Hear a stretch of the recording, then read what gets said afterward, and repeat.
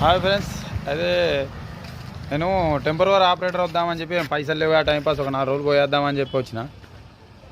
ఇంటికాడ నుంచి వెళ్ళే వరకేమో ఓనర్ 4 సార్లు ఫోన్ చేసిండు. పొద్దున 5 గంటలకు చేసిండు, 5:30కి చేసిండు, 6కి చేసిండు. వెళ్ళినా వచ్చిన బెల్లంపల్లి వచ్చేంత వరకు ఫోన్ చేసిండు ఫ్రెండ్స్. 6:30 వరకు కథం.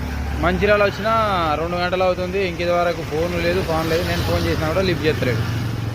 అసలు డ్యూటీ ఉన్నదా లేదా, డ్యూటీ లేకపోతే లేదని చెప్పమని. ఈ ఫోన్ లేపకుంటుంటే నేనేం అర్థం చేసుకోవాలి అమ్మా. నేను అసలే పైసలు లేవనుకో అని ఆ బైక్ పెట్రోల్ 200 కూడా బదలాడుకొని వేసుకొని వచ్చిన. ఎట్లా ఇవాళ డ్యూటీ ఉంటుంది కదా, డ్యూటీ చేసిన తర్వాత సాయంత్రం పోయిన తర్వాత పైసలు ఇద్దాంలే అనుకున్నా.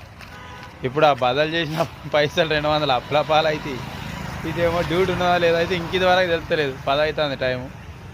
సో కొంచెం వర్షం వచ్చింది, నాకు తెలిసి వర్షం వల్ల పని పోయింది. ఈయన ఫోన్ లేపుతలేడని అనుకుంటాను.